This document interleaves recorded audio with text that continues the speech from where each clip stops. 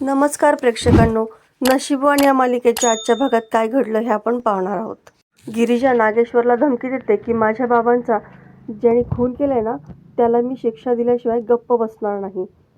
आता नागेश्वर तिच्या कानाजवळ येऊन म्हणतो की तितकं सोपं नाही बाळा ते. तुला तुझ्या जीवाची एक पर्वा नाही आहे, पण मोनू तो आहे ना, तुझ्या कर्मामुळं तू तुझ्या बापाला तर गमावलंच आहेस, पण आता त्या मोनूला सुद्धा गमावशील. मग तुला काय करायचं हे वेगळं सांगायला नको आहे मी. तेव्हा गिरिजा चांगलीच घाबरते.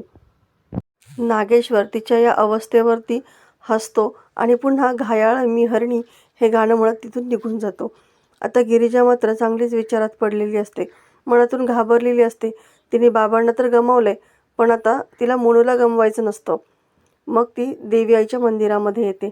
देवीला ती नमस्कार करते आणि म्हणते की देवी आई, तुला ज्या ज्या प्रश्नांची मी उत्तरं मागितली ती प्रश्नांची उत्तरं तू मला दिली आहेस, पण त्याच्यामुळे आणखीच प्रश्न वाढत चालले आहेत. तिच्या डोळ्यासमोरून सगळे मागचे क्षण जाऊ लागतात. तिच्या बाबांनी तिच्या मांडीवर ठेवलेला शेवटचा श्वास, नागेश्वरने तिला दिलेली धमकी.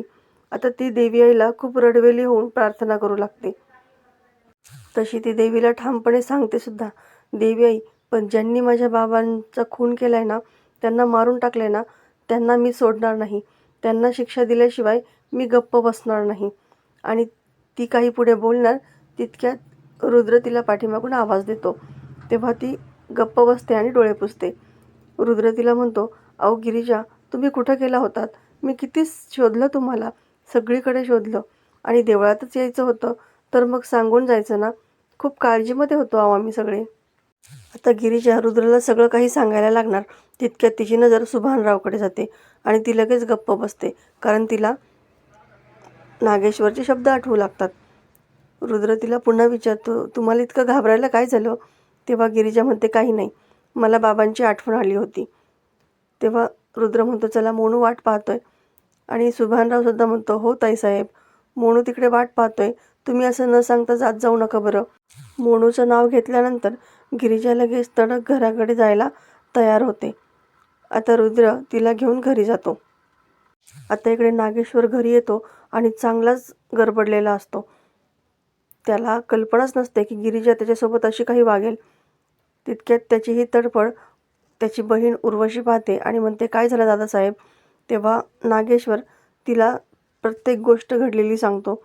आम्ही ते कॉन्ट्रॅक्ट मिळवलं आहे, पण त्या पोरीने आमचं रेकॉर्डिंग केलं आहे आणि ते जर रेकॉर्डिंग अख्ख्या तुळजापुराला सोडा हो, पण अख्ख्या गावामध्ये जगामध्ये जर कळलं ना तर आम्ही मात्र संपलो. काही खरं नाही. ती पोरगी खूप पुढची निघाली हो. तेव्हा उर्वशी म्हणते, दादासाहेब, आम्ही तुम्हाला आधीच सांगत होतो त्या पोरीवरती विश्वास ठेवू नका, पण तुम्ही तिला घरी घेऊन आलात. नागेश्वर म्हणतो, तुम्हाला जर आमच्या चुका दाखवायच्या असतील ना, तुम्ही जा इथून. नको आहे आम्हाला तुमची मदत, जा तुम्ही इथून. तेव्हा उर्वशी म्हणते, दादासाहेब, तुमची ही बहीण तुमच्यासोबत कायम असणार आहे. आणि एक गोष्ट लक्षात ठेवा, तुम्ही संपणार नाही. तुम्ही नागेश्वर घोरपडे आहात. तुम्हाला संपवणं असं कुणाच्याही हातामध्ये नाही आहे. नागेश्वर म्हणतो, दीदी काहीही करा, पण त्या गिरिजेचा मोबाईल ताब्यात घ्या. उर्वशी म्हणते, दादासाहेब, तुम्ही अजिबात काळजी करू नका. तिचा मोबाईल मिळवणं आता माझी जबाबदारी. तुम्ही आता निश्चिंत व्हा. आता इकडे गिरिजा आणि रुद्र घरी येतात तेव्हा मोनू गाडीसोबत खेळत असतो. गिरिजा त्याला विचारते की एवढी महागडी गाडी तुझ्याकडे कुठून आली? तेव्हा मोनू सांगतो की मला जिजूंनी दिली. तेव्हा गिरिजा त्याला म्हणते, तुला सांगितलंय ना, कोणाकडून नशे वस्तू घ्यायच्या नाहीत. आपल्याला ज्या गोष्टी परवडत नाही ना त्या गोष्टी आपण वापरायच्याही नाहीत. आणि ती रुद्रला म्हणते की तुम्ही का त्याला अशा महागड्या वस्तू देताय? तेव्हा रुद्र म्हणतो, अहो मी काय कोणी पण आहे का? आणि मोनू माझं कोणी लागत नाही का? तुम्ही इतका विचार करू नका हो. आणि त्याला ती गाडी खूप आवडली आहे, तो एन्जॉय पण करतोय ना, मग खेळू द्या ना त्याला. मोनू तू जा बरं आतमध्ये, गाडी घेऊन आतमध्ये छान खेळ. तेव्हा मोनू आतमध्ये जातो. आता रुद्र गिरिजाला समजावतो की हे बघा, तुम्ही आपलं लग्न मान्य केलं नाही हे मला कळतंय आणि मी तुमचा नवरा आहे या नात्याने मी तुमच्यावरती कधी हक्कसुद्धा गाजवणार नाही, पण या सगळ्या गोष्टीचा विचार करून तुम्ही मोनूचं बालपण हरवून देऊ नका हो. लहान आहे तो, त्यामुळे आपल्या या नात्याचा परिणाम त्याच्यावरती होणार नाही असा विचार आपण करायला हवा. म्हणजे हे झालं माझं मत, पण यावर शेवटी निर्णय तुमचाच असेल. तुम्हाला जसं योग्य वाटेल तसं तुम्ही करा. आता रुद्र खूप शांतपणे तिच्याशी बोललेला असतो, त्यामुळे गिरिजालाही काही बोलताच येत नाही. ती मनातच म्हणते, रुद्र तुम्हाला कसं सांगू, हे सगळं जे काही होतं आहे ना, ते तुमच्याच वडिलांमुळे होतं आहे. आता गिरिजा आणि मोनू त्यांच्या खोलीमध्ये झोपलेले असतात. त्यावेळेस उर्वशी हळूच येते. गिरिजाचा मोबाईल तिला घ्यायचा असतो.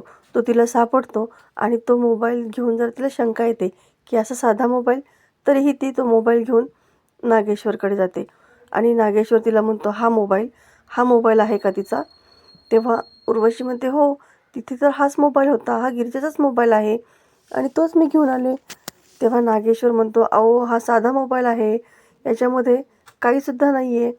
तेव्हा तिथं गिरिजा येते, हो हा अगदी जुना मोबाईल आहे आणि असा मोबाईल की ज्याच्यामध्ये कॅमेरा पण नाही आहे, मग रेकॉर्डिंग कसं होणार? आता उर्वशी आणि नागेश्वर चांगलेच गडबडतात. त्यांना गिरिजा म्हणते की काय तुम्हाला काय वाटलं आत्या सासूबाई, तुम्ही माझ्या खोलीमध्ये याल आणि मोबाईल घेऊन निघून जाल, मला कळणारही नाही, इतकी बावळट वाटले का मी तुम्हाला? अहो मला चांगलंच माहिती होतं की तुम्ही हा मोबाईल घेण्यासाठी माझ्याकडे येणारच म्हणून. नागेश्वर तिला रागातच म्हणतो की तोंड बंद ठेवायचं आणि व्हिडिओ कुठं आहे तो सांगायचा पटकनी. तेव्हा गिरिजा म्हणते, कसला व्हिडिओ? तुम्ही बघितला ना मोबाईल? ज्या मोबाईलमध्ये कॅमेराच नाही आहे तर व्हिडिओ तिथं कसं काय शूट होऊ शकतो? अहो मी व्हिडिओ केलाच नाही. म्हटलं बघावं तुमच्यासारखं वागायला जमतं आहे का?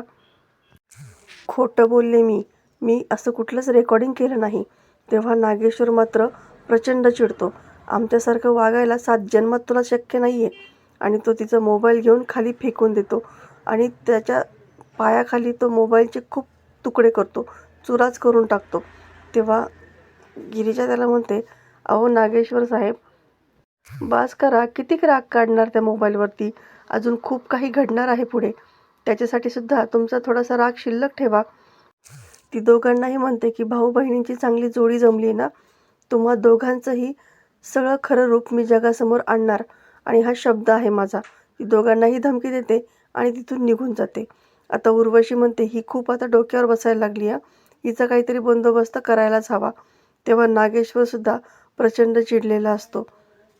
तितक्यात सावी तिथं येते आणि म्हणते की मी सुद्धा यामध्ये मदत करायला तयार आहे तुमची, कारण आपल्या तिघांचाही शत्रू एकच आहे, ती म्हणजे ती गिरिजा, आणि मला माझं रुद्र मिळवण्यासाठी मी काहीही करायला तयार आहे. आता इकडे रुद्र श्रीमंतला भेटायला येतो आणि श्रीमंतला सांगतो की गिरिजाचं माझ्यावरती प्रेमच नाही आहे, असं त्यांनी पहिल्याच रात्री मला स्पष्टपणे सांगितलं होतं. माझं त्यांच्यावरती प्रेम आहे पण त्यांचं माझ्यावरती प्रेम नाही.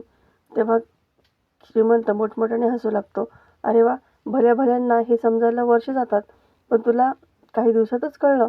पण ते सोड, तू त्याचा जास्त विचार करू नकोस रे.